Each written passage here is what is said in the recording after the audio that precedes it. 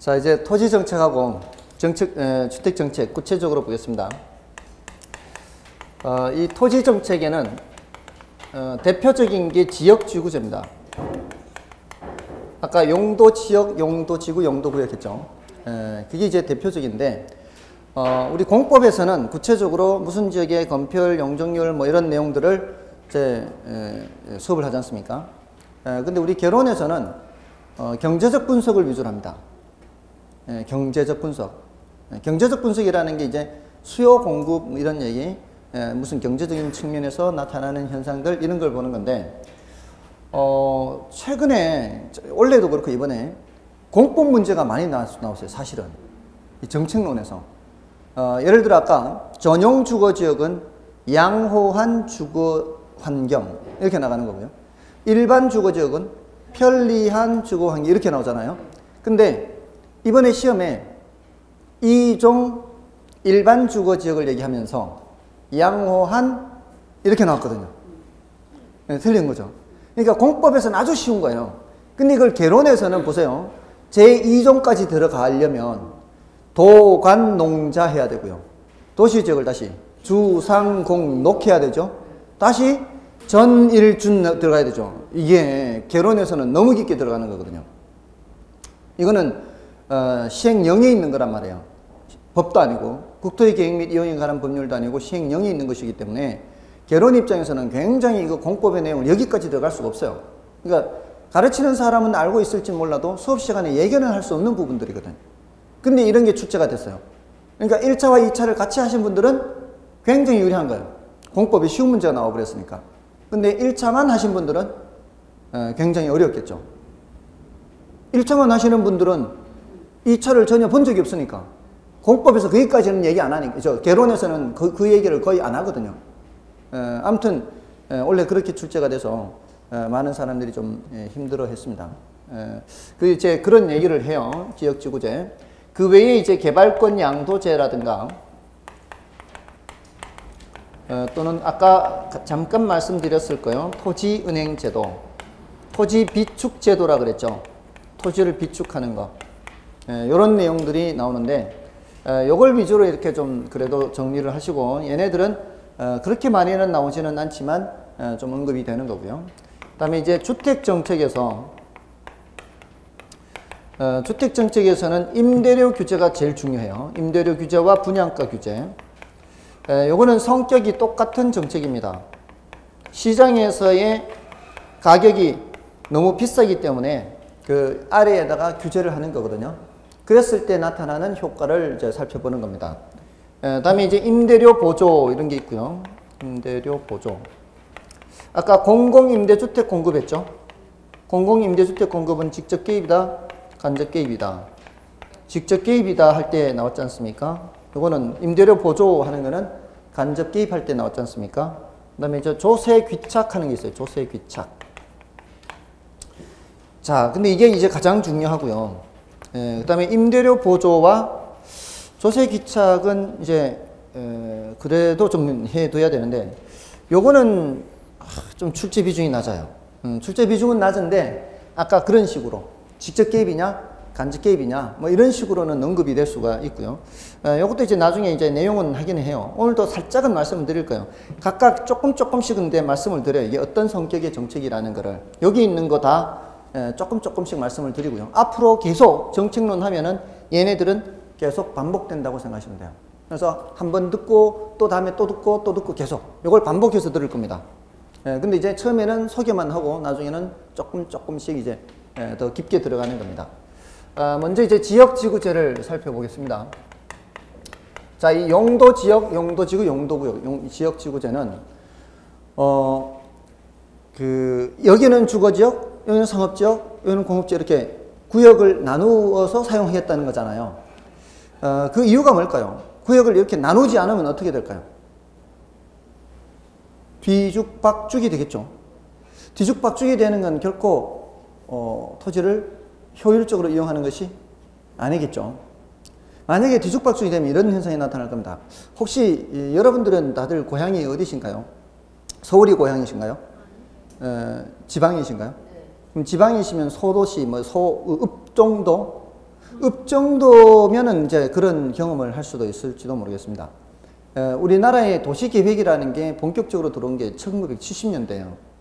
도시계획이라는 게 1970년대, 60년대부터 경제 개발이 시작되니까 사람들이 도시로 몰려들기 시작하니까 이게 아무 계획 없이 이제 경제가 발전하다 보니까 도시가 무질서하게 확산되고 막 그러죠. 그러니까 이게 이제 60년대 말 70년대 들어오면서 도시가 너무 무분별하게 확산되니까 도시계획이라는 게 들었었거든요. 근데 그때 당시에 도시계획이라는 게 주로 대도시 위주죠. 제가 자랐던 그 소도시, 읍 정도 되는 곳은 도시계획이라는 게 없었던 거죠. 제가 어릴 때는. 그러니까 저는 아주 좋은 동네에서 자란 거예요. 그런 경험을 할 수 있으니까. 동네가 좋아서 좋은 게 아니라 그런 경험을 할 수 있어서. 예를 들어 우리 집 앞에 어릴 때 자라던 집 앞에 50m쯤 앞인가 엿공장이 있었거든요. 근데 그 엿공장 앞에 한 100m쯤에 연탄 공장이 있었어요. 그 연탄 공장은 늘 탄가루가 날립니다. 그 주변은 늘 시커먼 이런 탄가루가 날립니다. 근데 거기가 다 주택가이고 뭐 상가도 있고 뭐 점포도 있고 이랬거든요. 그 옆집은 뭔 죄가 있겠어요. 빨래를 못 넣는 거죠. 그리고 그 연탄 공장 한 100m 왼쪽에 성냥 공장이 있었어요. 그 성냥 공장은 1년에 한두 번 불이 나는 게 연중 행사예요. 그 옆집은 뭔 죄가 있겠어요. 그 불구경 진짜 재밌습니다. 세상에 싸움 구경, 불구경만큼 재밌는 게 없다 그러죠. 우리 집에서 다 보여, 이게 막 활활 타는 게. 우리 어머니는 그렇게 싸움 구경, 불구경을 좋아해서 옆에 동네 싸움 소리 나오면 나가서 구경하고요. 불렀다 그러면 나가고 구경합니다. 자, 거기에다가 우리 집에는 돼지우리까지 있었습니다. 여름에 비 올 때 그 냄새는 기가 막힙니다. 옆집은 뭔 죄가 있을까요? 다 같은 지역입니다. 우리 동네.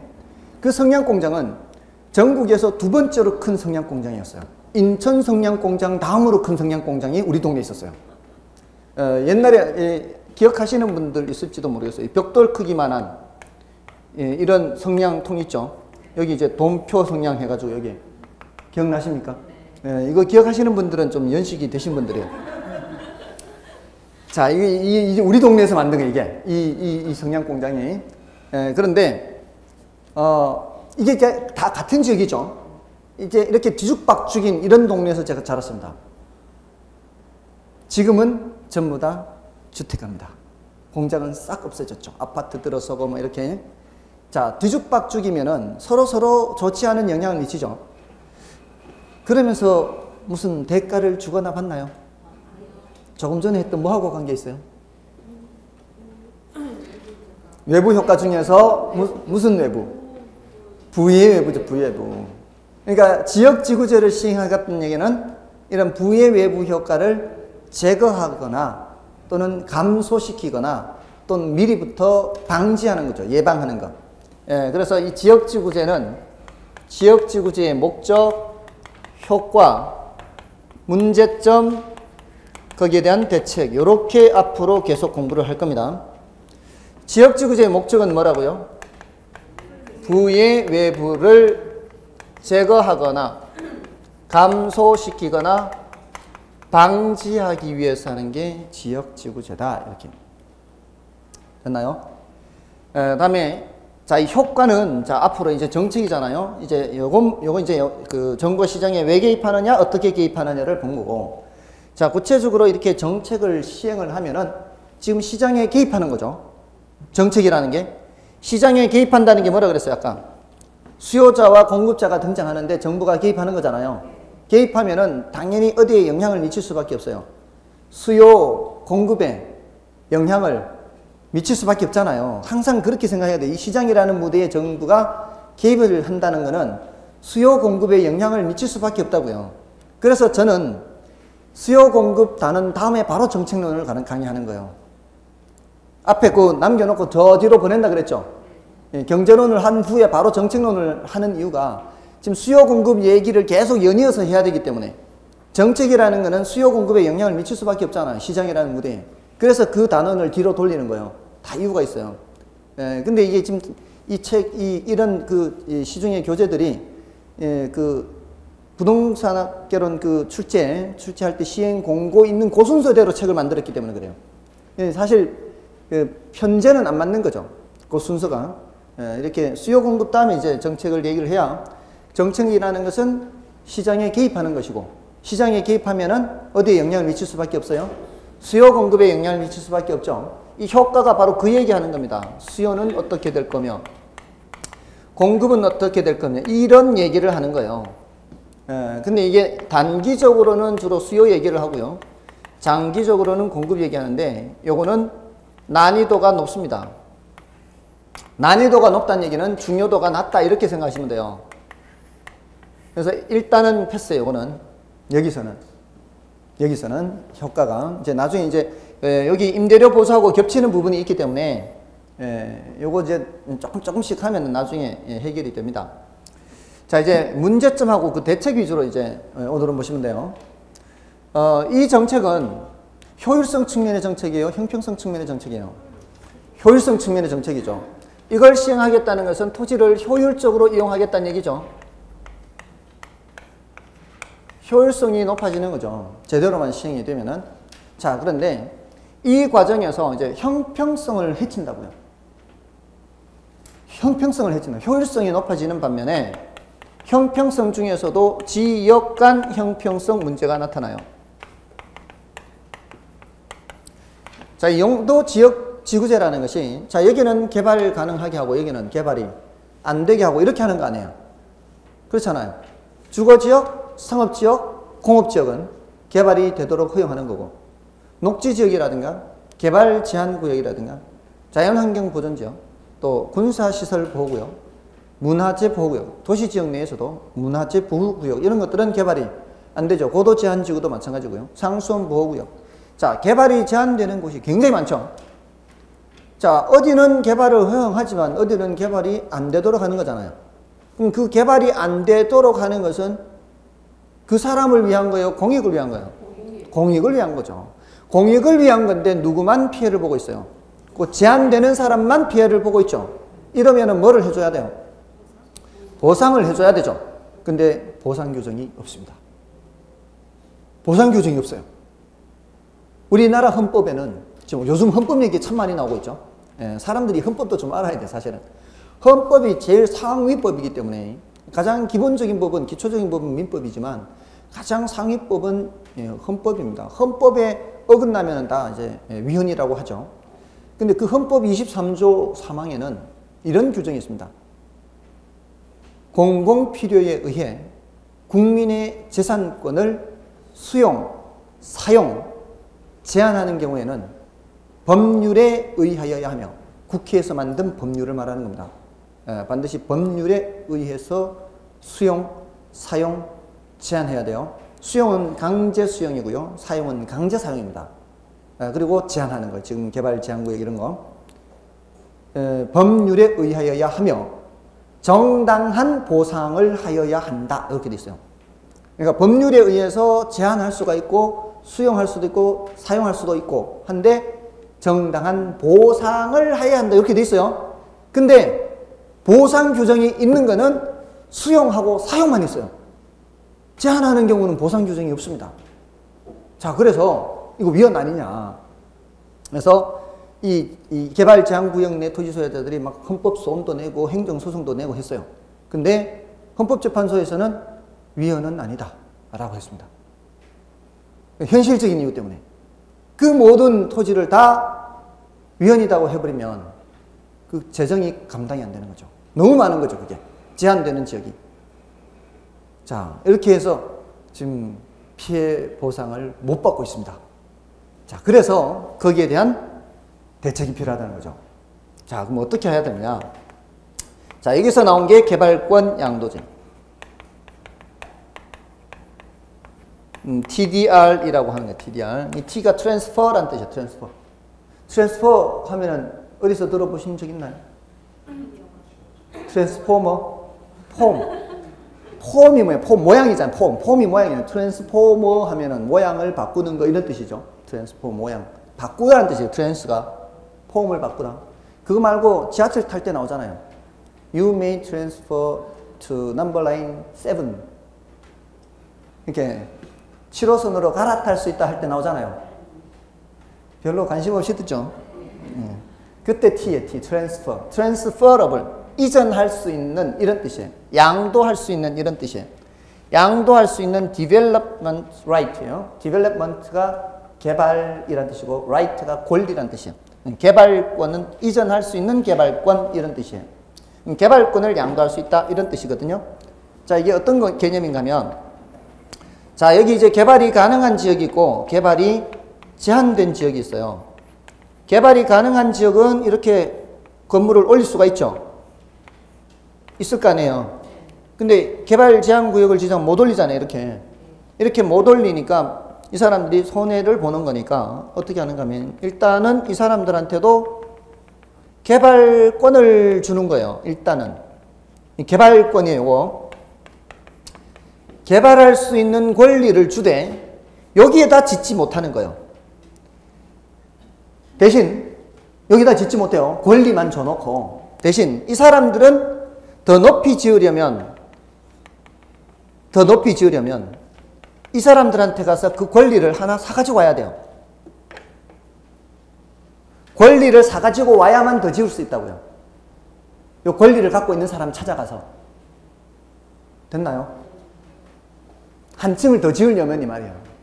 권리를 갖고 있는 사람한테 가서 사가지고 와야만 더 지을 수 있다고요. 그러면은 사가지고 오는 과정에서 뭐를 줘야 돼요? 대가를 줘야 되겠죠. 그 대가를 받을 거 아니에요, 이 사람들이. 그러면은 뭐 받는 효과가 있는 거예요? 보상받는 효과가 있어요. 정부 재정이 지출이 돼야 안 돼요. 정부 재정은 지출 안 되면서 보상받는 효과가 있으니까 형평성을 좀 보완할 수가 있겠죠. 이래서 요거를 뭐라고 하는가 하면 공익과 사익을 조화롭게 한다 그래요. 공익과 사익을 조화롭게 한다. 어때요? 기발하죠. 예, 기발합니다. 예, 근데 우리나라에서는 시행하지 않습니다. 예, 우리나라에서는 시행하고 있지 않습니다. 이걸 하려면은 어려움이 있습니다. 우리나라 나중에 공시법을 했으니까 수평지적제도 배우셨나요? 수평지적제도? 아직 안 배우셨죠? 예. 우리나라는 수평지적제도라고 해서 상하로 이렇게 권리를 나타내지는 못해요. 자, 근데 이거를 하려면 어떻게 해야 돼요? 이 토지 등기부나 토지 대장을 뗐을 때 원래 권리가 이만큼 있는데 어디에서 몇 층만큼의 권리를 사가지고 왔다. 그렇지 않다. 이런 것들이 표시가 돼야 되죠. 표시가 돼야 될 거 아니에요. 위로 몇 층까지 더 권리를 사가지고 왔다. 표시가 돼야 되잖아요. 그럼 여기서는 몇 층의 권리만큼이 어디로 팔려갔다. 얼마 남았다. 이게 표시가 돼야 될 거 아니에요. 그럼 총 몇 층 중에서 몇 층을 팔았다. 이게 나와야 될 거 아니에요. 그런 게 표시가 안 돼 있단 말이에요. 표시를 할 수가 없다. 우리나라는 수평지적이기 때문에 입체적으로 표시를 못 한다고요. 그러니까 이 제도를 도입하기 위해서는 그런 이제 공시제도도 바꿔야 돼요. 그러니까 쉬운 일이 아니라고요. 단지 요것만 도입한다고 해서 할 수 있는 것이 아니라고요. 그런데 이제 이런 형평성 문제와 관련해서 그 대책으로서 이제 이론적으로는 계속 얘기는 하고 있는 거죠. 그러니까 시험에는 나오는 거죠. 시험에는 나오는 거예요. 우리나라에서 시행은 하고 있지 않아도. 네? 그럴 때는 또 그럴 수도 있죠. 그러니까 이제 그런 것들을 다 감안을 해야 되겠죠. 그래서 쉬운 것은 아니죠, 사실은. 그런 걸 다 감안을 했어야 되죠. 정책을 할 때는. 그런 것들을. 자, 아무튼 그렇고요. 다음에 어떤 문제가 있는가 하면은 경직성 문제가 있어요. 이 경직성이라는 거는 어떤 이제 뻣뻣한 걸 말하죠. 신축적이지 않고 뻣뻣한 거. 이거는 상황 변화에 따라 뭔가를 바꿀 수 있으면은 신축적인 거고, 상황이 변했는데도 불구하고, 상황이 다른데도 불구하고 똑같이 적용하거나 못 바꾸거나 하면은 뭐예요? 경직적이죠. 이게 이제 그런 경직성 문제가 있는데, 어떤 측면에서 그런가 하면은, 여러분들 이제 공법에서 국토종합계획이 있고요. 광역도시계획이 있고요. 도시기본계획이 있고요. 도시관리계획이 있고 순차적으로 이렇게 내려오죠. 도시관리계획은 도시기본계획을 집행하기 위한 계획이라 그러죠. 도시기본계획은 장기적인 발전 방향을 제시하는 계획이라 하고요. 도시관리계획은 구체적인 집행계획이다. 그래서 구속적 계획이다 라고 하죠. 도시기본계획까지는 비구속적 계획이다 라고 얘기를 합니다. 자, 근데 그 도시관리계획으로 용도지역지구제를 시행을 합니다. 도시관리계획의 내용에 5가지인가 6가지 있죠? 6가지 있나요? 용도지역의 지정 또는 변경, 용도지구, 용도구역의 지정 또는 변경, 기반시설의 설치, 마지막에 입지규제 최소구역까지 6개죠. 입지규제 최소구역이 들어가서 이제 6개 되는 거예요. 그 전에는 이제 지구단위 계획까지 5가지였는데, 입지규제 최소구역까지 6가지예요. 다들 왜 모른 척 하세요? 들어보신 적 없나요? 한 것 같죠? 표정들이 좀 이상한 것 같아요. 자, 아무튼 지금 이러니까 어떤 현상이 나타나는가 하면은 이제 처음 초기 11월 달, 12월 달에는 저 소리를 개론 시간에 들었는지 공법 시간에 들었는지 민법 시간에 들었는지 공시법 시간에 헷갈리는 거죠. 이제 이 시업 시간에도 얘기하고 저 시업 시간에 얘기하니까 나중 돼야 이제 누가 얘기했다는 게 이제 드러날 거예요. 아직은 잘 모르죠. 아무튼 그 도시관리계획으로 시행을 한단 말이에요. 근데 그 도시관리계획은 5년마다 타당성 검토를 한단 말이에요. 5년마다 타당성 검토를 하기 때문에 만약에 2년 전에 도시관리계획을 수립을 한 상태라면 앞으로 몇 년 더 남았어요? 3년이 더 남았죠. 근데 여러분들 한번 생각해 보세요. 여러분들 계획 세우면 계획 제대로 하던가요? 작심삼일이 되는 경우 많죠. 그럼 뭐 국가가 하는 것도 마찬가지예요. 정부가 하는 것도 어떤 지방자치단체가 하든 누가 하든 도시 원래 계획이라는 건 장래를 보고 하는 거 아니에요. 근데 2년이 지난 시점이에요. 지금 2년 전에 계획했던 모습과 딱 맞아 떨어져 있을까요? 지금 그런 경우가 많지 않단 말이에요. 그러면은 제일 좋은 거는 뭐예요? 그때 수정을 하는 게 제일 좋죠. 근데 앞으로 몇 년 더? 앞으로 3년 더 있어야 바꿀 수가 있는 거죠. 5년마다 타당성 검토를 하니까. 상황 변화에 따라 신축적으로 수정을 할 수 있다 없다? 할 수 없거든요. 자, 그래서 나온 대책이 지금 여러분들이 방금 마지막에 했던 입지규제 최소구역이라든가 지구단위 계획구역이라든가 요거는 따로 더 설정을 할 수가 있어요. 따로 그 설정을 한다는 거는 그 상황에 맞게 따로 하겠다는 얘기예요. 거기에 대한 대책으로 나온 거예요, 사실은. 그래서 지구단위 계획 이게 이런 데 대한 대책으로 나온 거예요. 근데 개론에서는 계획단위 개발이라고 그래요. 계획단위 개발. 자, 이거를 예전에는 뭐라고 했는가 하면 MB 정부 때였나요? 언제? 그 뉴타운이 다 이런 식으로 진행이 됐던 거예요. 뉴타운이. 다음에 그 용적률 인센티브 제도 이런 것도 있어요. 용적률 배우셨죠? 용적률이 뭐라고 배우셨나요?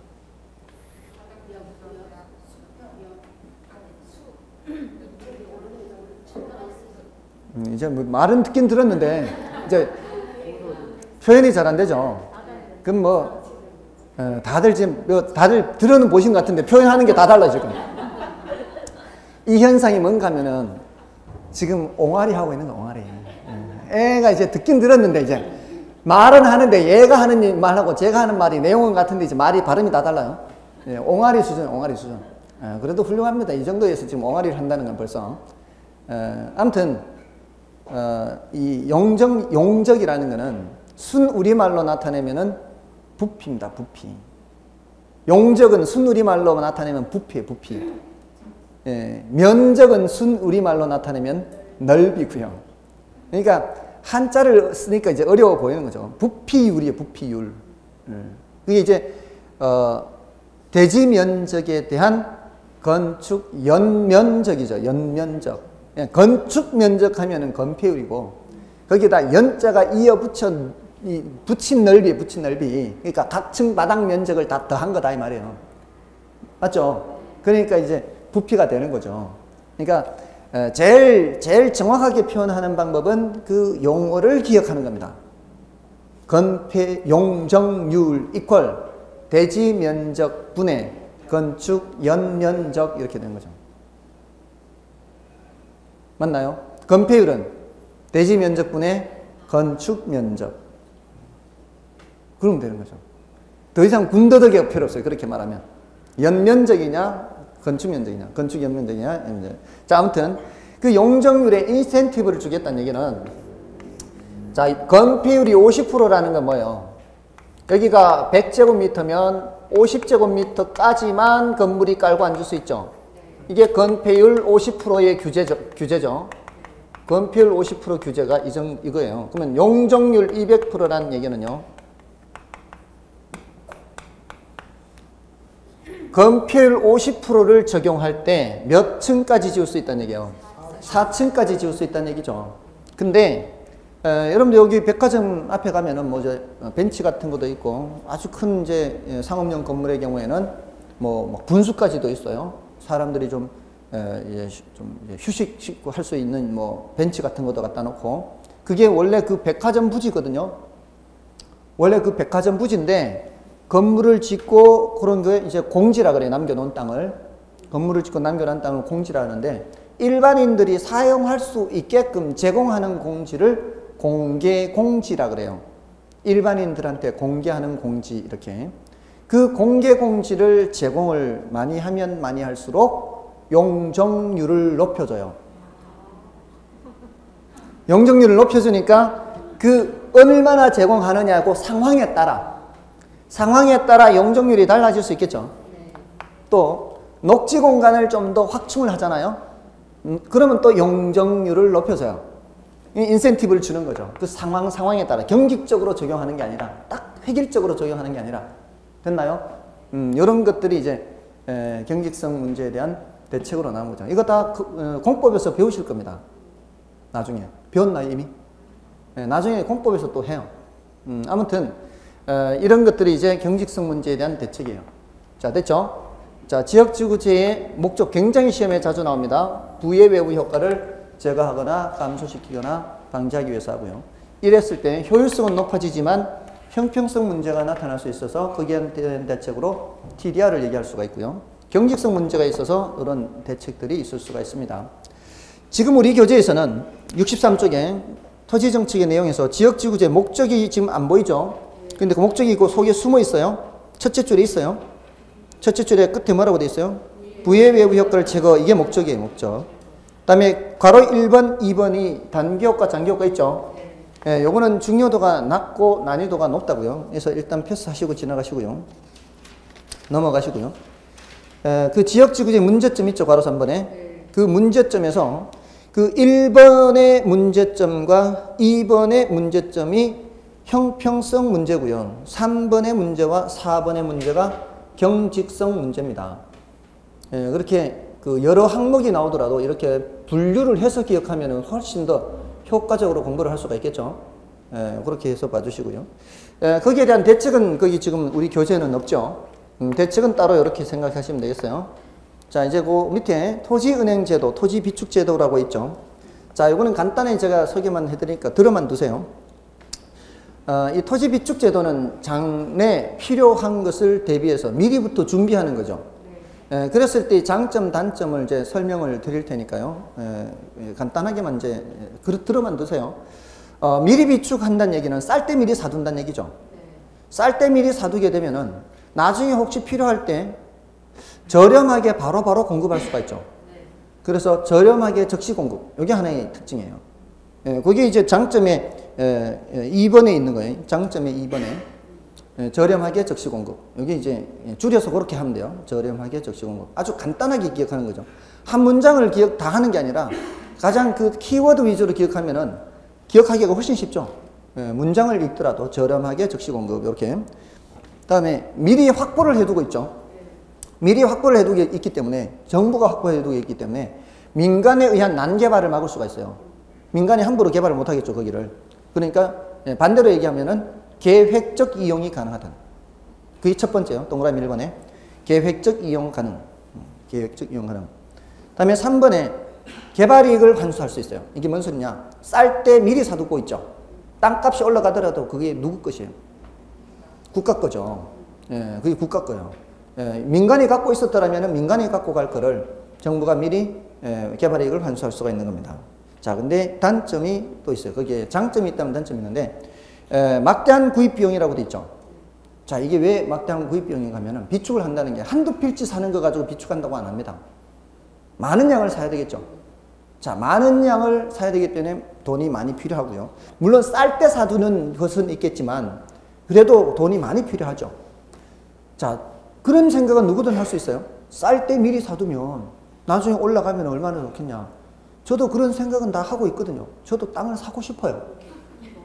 돈이 있어야 사지. 겨우 적자를 면하는 삶을 사는데 그 목돈을 들여서 그게 땅을 산다면 어디 땡빚을 내서 사야 되는데 그게 가능하냐고요. 정부도 마찬가지죠. 정부도 지금 적자 상황인데 어디서 돈을 마련해서 그걸 땅을 사서 묶어 놓느냐 이 말이죠. 땅을 묶어 놔야 되잖아요. 나중을 위해서. 쉽지 않다는 거죠. 그런 단점이 있어요. 생각은 다 똑같이 할 수 있어요. 자, 근데 두 번째는 불법 점유예요. 키워드가. 두 번째 줄 끝에 불법 점유예요. 자, 나중에 사용하기 위해서 지금 사놓은 것이기 때문에 관리를 해야 될 거 아니에요. 나중에 사용할 때까지. 어쩌면 10년, 20년 후에 사용할 수도 있어요. 이거 관리를 누가 하죠? 정부가 하는데 정부가 그 정부에 소속된 누가 해야 돼요? 공무원이 해야 될 거 아니에요. 공무원이. 자, 공무원이 퇴근해서 자기 땅을 더 잘 관리할까요? 출근해서 국공유지를 더 관리할까요?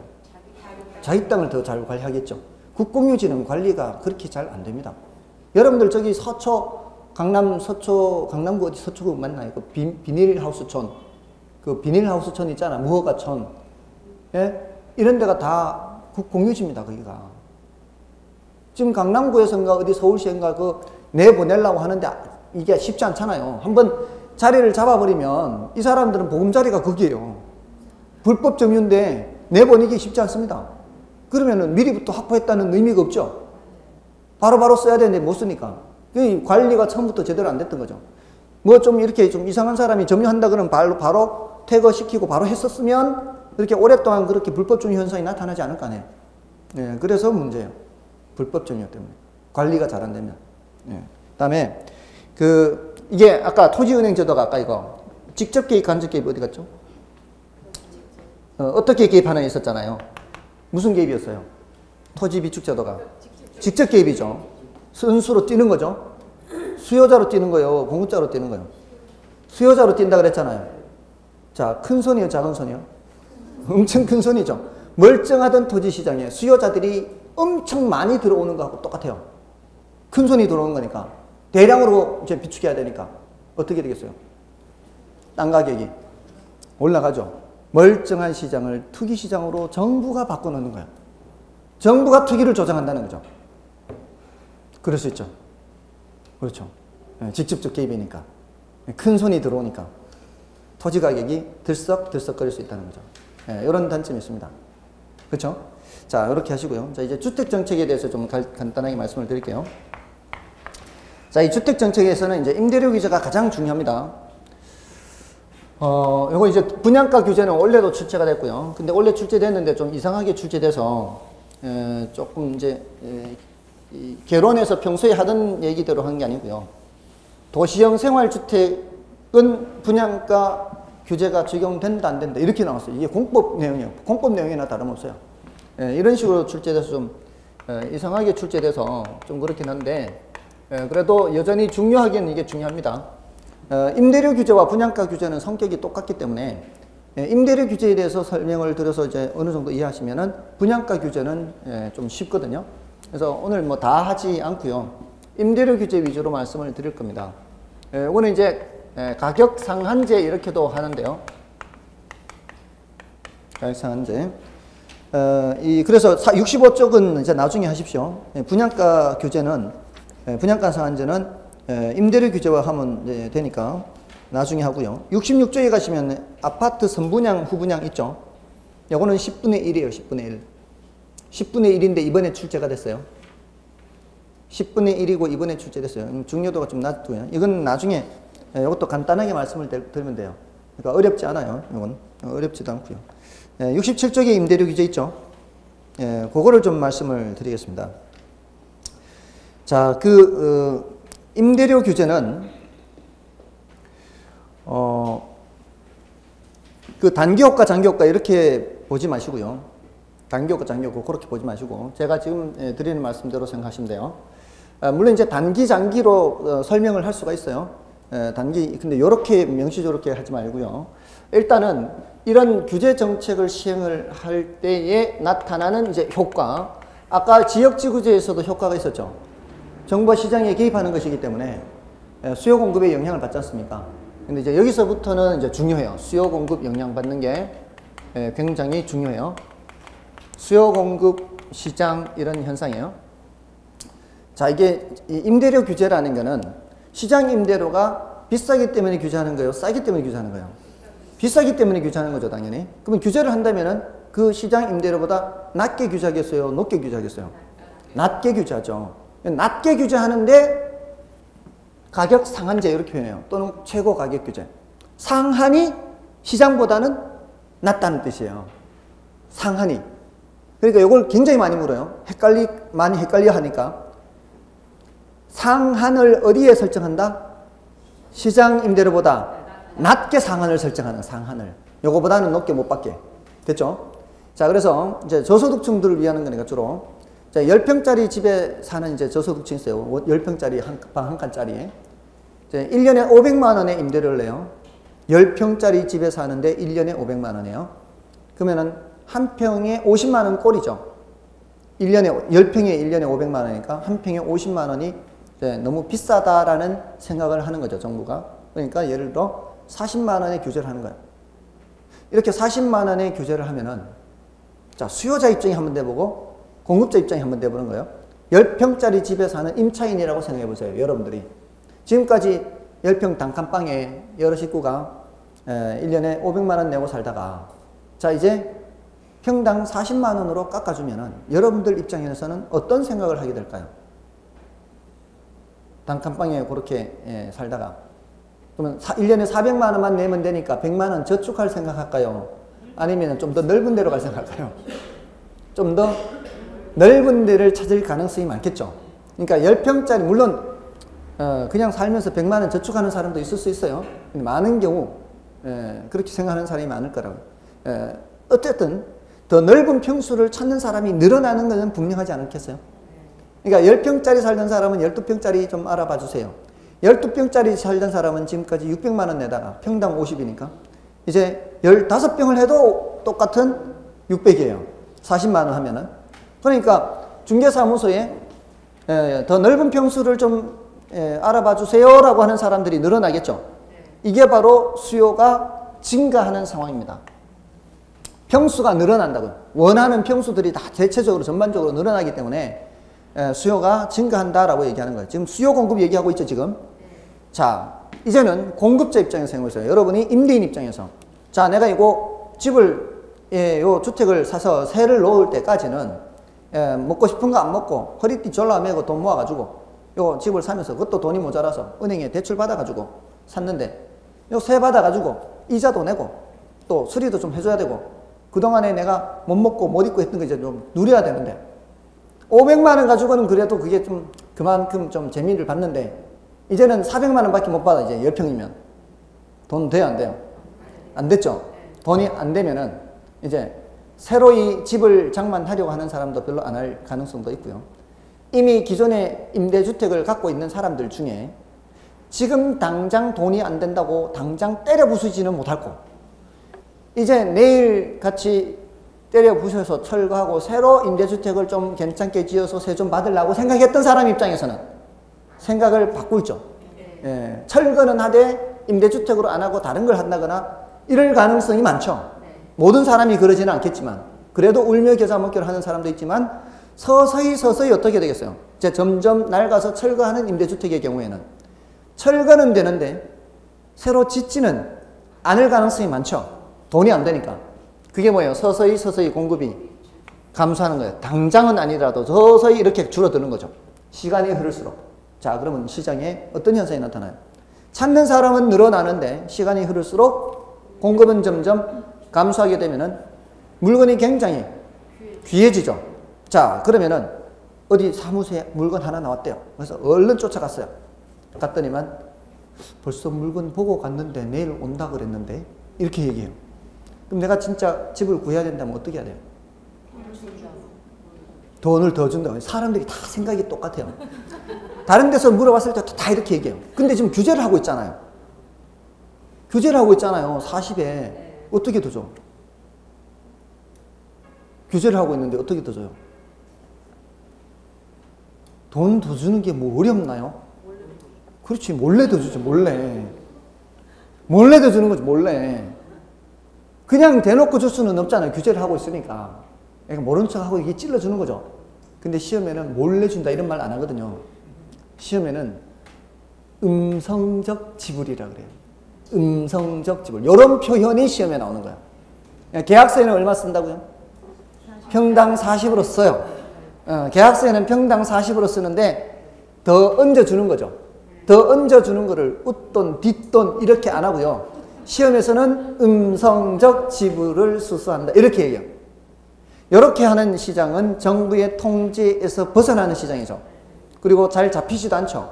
이런 시장을 암시장이라고 합니다. 이런 표현이 시험에 나온다고요.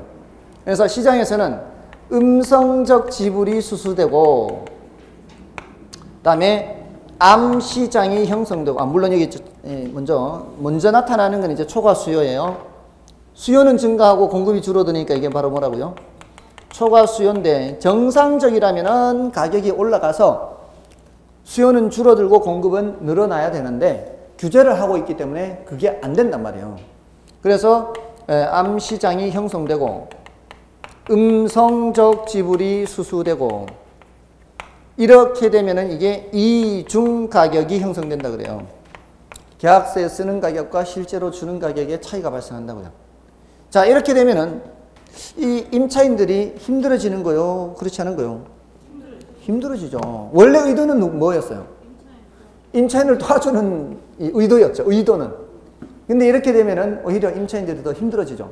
그러니까 이게 정부가 원하는 대로 반드시 된다는 보장이 없는 거예요.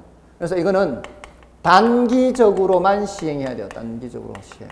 왜 단기적으로 시행해야 될까요? 단기적으로는 공급이 많이 줄어요? 많이 안 줄어요? 많이 안 줄어요. 단기적으로는 그렇게 해봤자 일부러 때려 부시지는 않을 거니까 주택이 그렇게 부족한 현상이 별로 없어요. 그러니까 단기적으로는 그래도 어느 정도는 효과는 있을 수 있어요. 근데 점점 줄면은 주택이 많이 부족해져 버리니까 그때는 이제 더 부작용이 커지는 거예요. 그래서 단기적으로만 시행하는 그런 저겁니다. 장기로 가면 갈수록 점점 어떻게 해요? 장기로 가면 갈수록 점점 부작용이 더 커지죠. 장기로 가면 갈수록 공급 물량이 어떻게 되기 때문에 더 많이 줄죠. 아까 제가 탄력성이라는 게 수량 변화의 크기라 그랬죠. 탄력성이라는 게 수량 변화의 크기라 그랬잖아요. 지난주에 그 복습하면서 수량 변화가 시간이 흐를수록 많이 줄죠. 맞나요? 시간이 흐를수록 수량이 많이 변하죠. 이 소리는 시간이 장기로 갈수록 더 탄력적이다, 비탄력적이다? 그렇죠. 그렇게 이해를 하면 된다고요. 항상 탄력성을 얘기할 때는 수량이 많이 변하면 탄력적이고 적게 변하면 비탄력적인데 단기적으로는 비탄력적이고 장기적으로는 탄력적이다. 이렇게 기억하시면 돼요. 계속 나올 거예요. 앞으로 계속 나옵니다. 다음에 이제 임대료 보조가 있죠. 요런 정도 하시고요. 이게 이제 임대료 보조가 나옵니다. 자, 임대료 보조는 이제 돈을 좀 보태주는 거예요. 돈을 좀 보태주는 건데 이렇게 보태줬을 때 또 이제 효과를 또 따져봐야 되거든요. 자, 여기도 이제 또 수요 공급 얘기를 해요. 근데 이제 단기적으로는 이제 수요를 먼저 얘기해 보통은 이런 경우에는 이제 수요 공급과 같이 하되 장기적으로 이제 공급이 많이 줄어든다 이렇게 얘기하는데 일단 보조받은 저소득층이 보조를 받으면은 더 넓은 평수를 찾지 않을까요? 예를 들어서 평당 50만 원인데 10만 원씩 보조를 해주는 거죠. 10만 원씩 보조를 해주면은 그러면 이 보조받은 사람들이 이제 내 돈은 40만 원만 나오면 되잖아요. 저기 10만 원 보조받으니까. 그럼 좀 더 넓은 평수를 알아볼 거 아니에요. 그러면 수요가 그게 뭐예요? 수요가 늘어나는 거죠. 자, 수요가 늘어나는데 수요가 늘어나면은 가격이 어떻게 된다 그랬죠? 수요자들이 많이 이제 넓은 평수 알아보는 사람들이 이제 수요가 늘어나니까 아까 가격이 올라가는 거 아까 균형의 이동에서 했잖아요. 그래서 수요 공급을 미리 하고 이거 하는 거예요. 자, 수요가 증가하면 임대료가 올라가죠. 자, 임대료가 올라가면은 지금까지 50이던 임대료가 55만 원 이렇게 올라간단 말이에요. 55만 원 이렇게 올라가면은 지금까지 50만 원 받던 임대인 입장에서는 괜찮죠. 돈 되죠. 예, 그러면 이제 기존 임대인도 혜택 본다는 얘기죠. 기존 임대인이 혜택 본다는 얘기가 기존 임대인이 초과 이윤을 얻는다 이렇게 표현을 해요. 지금까지 50만 원만 받아도 똔똔은 됐는데 이제 50만 원보다 더 많은 돈을 받으니까 그 더 많은 돈을 받는 게 초과 이윤이 되는 거예요. 돈 되니까 어떻게 해요? 돈 되니까 공급이 늘어나죠. 돈 되니까 이제 공급이 증가해요. 공급이 증가하면은 임대료는 어떻게 해요? 내려가죠. 임대료가 내려가면은 초과 이윤이 사라지겠죠. 이렇게 되면은 이제 모두 다 임차인들이 혜택을 봐요. 근데 요 상황에서는 지금 요거 잘 보세요. 요 상황에서는 임대료를 저소득층한테 보조했죠. 임차인들한테. 근데 임대인도 혜택 보는 거예요. 잘 생각해 보세요. 정부의 뜻은 10만 원씩 보태주면은 임차인들 주머니에는 얼마만 나오면 되도록 하는 거예요. 40만 원만 나오면 되도록 하려고 하는 의도였잖아요. 근데 임대료가 55만 원으로 올라가 버리면 10만 원 보태줘도 임차인 주머니에서는 45만 원이 나와야 돼요. 원래 50만 원 내던 거를 40만 원만 내도록 하는 의도였는데 45만 원을 내야 되니까 임차인들은 얼마밖에 혜택 못 봐요? 5만 원밖에 혜택 못 봐요. 나머지 5만 원은 누구 주머니에 가는 거예요? 그렇죠. 그게 임대인 주머니에 가는 거예요. 그게 이게 이렇게 되는 거예요. 그러니까 단기적으로는 누구도 혜택 보는 거예요? 임대인도 혜택 봐요. 이게 모든 보조는 똑같아요. 임대료 보조만 그런 거 아니에요. 예를 들어 육아보조 볼까요? 육아보조. 육아보조. 어린이집에 맡기면 애들 30만 원씩 보조해줘요. 자, 그러니까 지금까지 안 맡기던 사람들도 맡겨요. 자, 돈 되죠, 이제. 어린이집 돈 돼요. 맞잖아요. 그러니까 어떻게? 또 확장하고 더 생기고 공급이 증가하는 거죠. 예. 그래서 더 이제 많이 확충이 되니까 이제 늘어나니까 이제 임대료나 뭐 이제 보조 같은 게 이게 원비가 좀 내려가고 또는 원비는 잘 안 내려가더라도 서비스의 질이 좋아질 수 있죠. 질이 안 좋으면 거기 안 가니까 그런 형식으로든 어쨌든 이제 이 학부모들이 이 혜택을 보게 되는 거죠. 됐나요? 모든 보조는 다 똑같아. 이 구조가 보조 초기에는 공급자들이 혜택 봅니다. 공급자들이 혜택 보기 때문에 공급이 많이 늘어나게 되고요. 그래서 나중에는 이제 이렇게 되어야 이제 초과임이 사라지는 거예요. 임대료가 떨어져요. 됐나요? 이런 게 이제 임대료 보조고요. 다음에 이제 공공임대주택 공급은 정부가 공공임대주택을 생산해서 직접 개입하는 거죠. 요거는 보조해주는 간접 개입이잖아요. 근데 공공임대주택 공급은 직접 개입인데 요거는 이렇게 생각해야 돼요. 자, 여러분이 사시는 동네, 옆 동네에 요걸 짓는다 생각해야 돼요. 제일 이해하기가 쉬워요. 그래야. 여러분이 사시는 동네에 공공임대주택을 짓는다면 여러분들은 좋아요, 나빠요? 그러니까 집이 있는 사람들이에요. 이런 사람들은.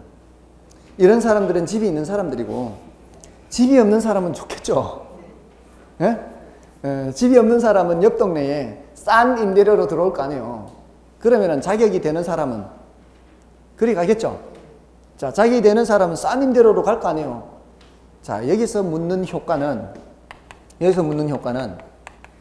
사적 시장에서의 효과를 물어요. 우리가 사는 동네에서의 효과. 이쪽에서 이 효과를 묻는 게 아니라 여기에 이걸 공급하면, 옆 동네에 이걸 공급을 하면은 지금 기존에 우리가 살던 동네, 그걸 사적 시장이라 그래요. 사적 시장에서 어떤 효과가 나타나요? 이것도 이제 수요 공급 얘기를 해요. 먼저 수요 얘기하고 나중에 공급 얘기해요. 자, 여기 살던 사람이 어디로 가겠어요? 여기 살던 사람이 옆 동네에 이걸 지으면 이건 우리가 사는 동네고 이거 지은 그 곳으로 자격이 되는 사람은 갈 거 아니에요. 갈 거 아니면 지금 여기는 수요가 줄겠죠.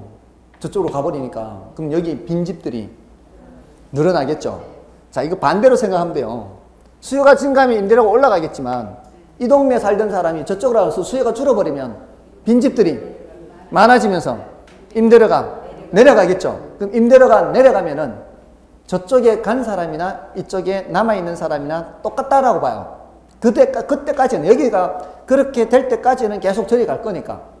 그럼 이제 임대료가 똑같아지면 더 이상 저리 갈 필요가 없죠. 그래서 단기적으로는 임대료가 내려가서 여기 남아있는 사람이나 저쪽으로 간 사람이나 모두 혜택을 본다 그래요. 임대료가 내려가니까. 맞나요? 자, 위에서는 임대료가 올라갈 때는 기존 임대인이 혜택을 받죠. 그럼 여기서는 임대료가 내려간다는 얘기는 기존 임대인이 손실을 본다는 얘기죠. 이 기존 임대인이 손실 본다는 게 여기 있는 임차인도 혜택을 본다는 얘기예요. 그럼 돈이 안 되잖아요. 돈이 안 되니까 어떻게 공급이 줄죠. 이제 돈이 안 되니까. 이때도 어떻게 줄어들어요? 새로 짓지 않는 방법으로. 주택이 낡아서 철거되고 나서는 더 이상 이제 짓지 않는 거죠. 돈이 안 되니까. 그러면서 점점 어떻게 줄겠죠. 이것도 시간이 갈수록. 그러면서 점점 임대료는 어떻게 해요? 임대료는 이제 회복이 되겠죠. 충분히 이제 줄어들면 이제 회복이 되면은 이제 정상 이윤을 회복한다 그래요. 그러면은 이제 누구만 혜택 보는 거예요? 이쪽으로 갖는 사람만 혜택 보는 거죠. 여기 남아있는 사람은 더 이상 혜택을 못 보는 거예요. 여기 남아있는 사람은 누구만 남아있는 거예요? 자격이 안 되는 사람만 남아있는 거죠. 저기 간 사람은 이제 자격이 되는 사람은 저기 가고, 자격이 안 되는 사람은 그나마 조금 여유 있는 사람이니까 비싼 임대료 내고 살아야 되는 거고, 그나마 좀 저소득층은 공공임대주택으로 가는 거죠. 됐나요? 요런 얘기 해요. 요런 얘기. 그 다음에 이제 마지막으로 조세기착 얘기가 있잖아요. 조세기착 얘기는 이제 탄력성 얘기를 해야 되기 때문에 지금 당장은 말씀을 안 드리는데, 예를 들어 이런 거예요. 예를 들어 이런 겁니다. 제가 주택을 갖고 있는데, 원룸주택 10칸짜리를 갖고 있는데, 지금까지 없던 세금을 저한테 100만 원을 매기는 거예요.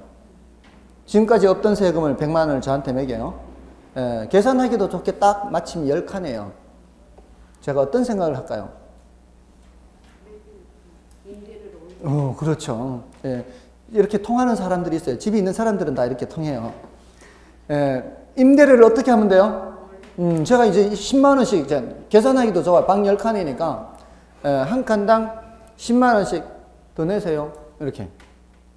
자, 이렇게 하면은 10만 원씩, 10만 원씩 다 걷는다면, 더 걷는다면은, 자, 그 돈을 들고 세금을 내는 사람은 누구예요? 제가 내는 거죠. 납세 의무자는 임대인입니다. 근데 그 돈은 누구 주머니에서 나왔어요? 세입자한테 들어서 나왔죠. 이럴 때는 그 조세가 전가된다 그래요. 전가. 납세 의무자에게 부과된 조세가 상대방, 거래 상대방에게 넘어가는 것을 조세전가라 그래요. 조세전가. 조세가 전가되어서 최종적으로 누구의 부담이 얼마가 되느냐, 돌아갈 귀 붙을 차기예요. 누가 얼마나 부담하느냐의 문제가 조세 귀착의 문제예요. 자, 그런데 이게 상황에 따라 다를 수 있다고요. 제가 아까 이런 말씀을 드렸을 거예요. 옆에 빈집들이 많아요. 옆에 빈집들이 많으면 내 집에 살던 사람이 내 주택에 대한 수요량을 줄이고 다른 데로 갈 가능성이 많죠. 아까 이게 어떤 상황이라고 그랬어요? 탄력적인 상황이죠. 다른 선택의 폭이 큰 것, 수량을 크게 변화시킬 수 있죠. 이런 탄력적인 상황에서 제가 만약에 10만 원 더 내세요 해버리면 어떻게 돼요? 내 집이 빈집 돼버리죠. 그러면은 제가 함부로 못하겠죠. 사람만 주세요 할 수도 있어요. 여전히 내던 대로만 내주세요. 그러면 이제 전액 누가 부담하는 거예요? 임대인이 부담하는 거죠. 이때는 전가가 안 되는 거예요. 이게 바로 탄력성에 따라 달라진다는 거예요. 탄력성이 클수록 그 사람은 선택의 폭이 크다라는 거거든요. 탄력성이 크다는 얘기는 아무 생각 없으면 안 돼요. 다 됐다고 멈추면 안 되고요. 딴 데 갔다 오시면 안 돼요.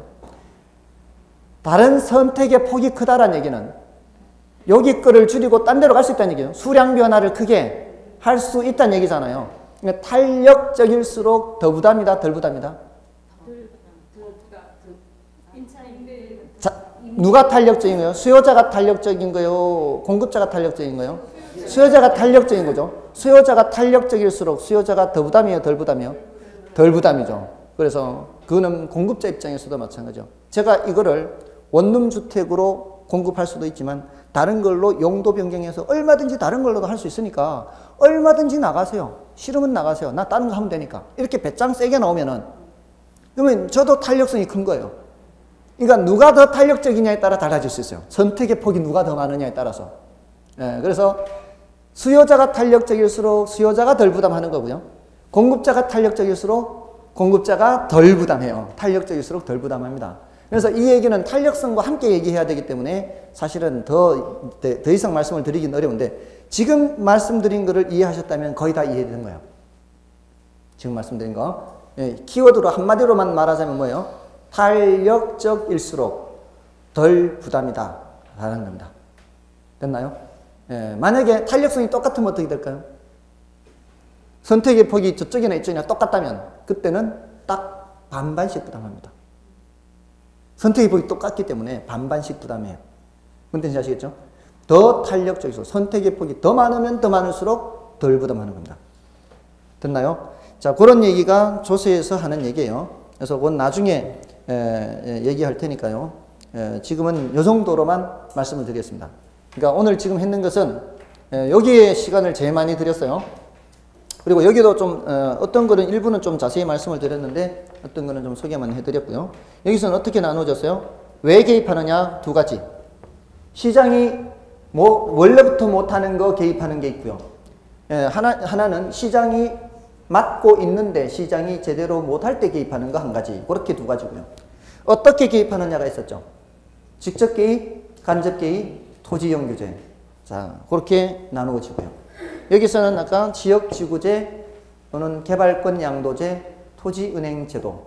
자, 이 정도고요. 그 다음에 주택정책에서는 임대료 규제, 그리고 뭐 분양가 규제도 있는 같은 성격이고요. 임대료 보조, 그 다음에 공공임대주택 공급, 조세, 기착 이런 것들을 간단하게 소개해 드렸습니다. 됐나요? 자, 오늘은 여기까지 하고요. 다음 주에 뵙겠습니다. S였습니다. 감사합니다.